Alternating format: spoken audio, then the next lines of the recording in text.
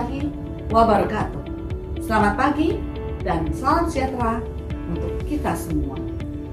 Adaptif merupakan kemampuan untuk terus berinovasi, berinisiatif atau proaktif dan antusias dalam menggerakkan ataupun menghadapi perubahan.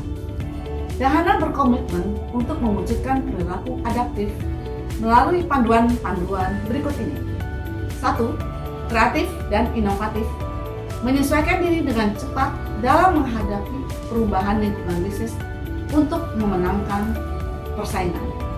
2. Terus-menerus melakukan perbaikan berkelanjutan mengikuti perkembangan teknologi guna menghasilkan solusi dan nilai tambah bagi para pemangku kepentingan.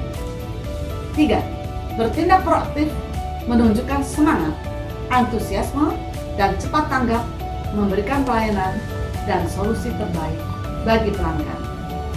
Karyawan PT Dahana yang saya banggakan, perubahan bisnis yang begitu cepat menuntut setiap insan Dahana untuk dapat cepat beradaptasi dan menyesuaikan diri dengan perubahan besar.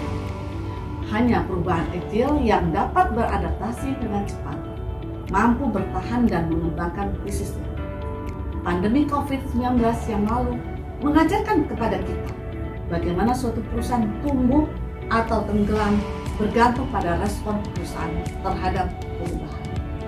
Kita bisa ambil contoh bagaimana perusahaan e-commerce dan delivery service berkembang begitu pesatnya di masa pandemi COVID-19 yang mengambil kesempatan pada saat konsumen diharuskan mengikuti regulasi social distancing dan beraktivitas di rumah serta memperluas transaksinya tidak hanya sebatas jual beli, namun juga pembayaran tagihan dan transaksi keuangan digital. Ada juga Bluebird yang beradaptasi melalui kerjasama dengan Gojek. Karena Bluebird menganggap apabila dia tidak bisa mengikuti pasar, maka akan terjadi kemunduran atau bahkan menghentikan kegiatan operasionalnya karena tidak mampu melanjutkan bisnisnya. Kemudian apabila melihat kepada kondisi Dahana sendiri, seiring dengan pemulihan ekonomi pasca pandemi COVID-19, kami memandang prospek bisnis dalam bidang pertambangan ke depan masih cerah karena meningkatnya kebutuhan akan sumber energi untuk menggerakkan roda perekonomian.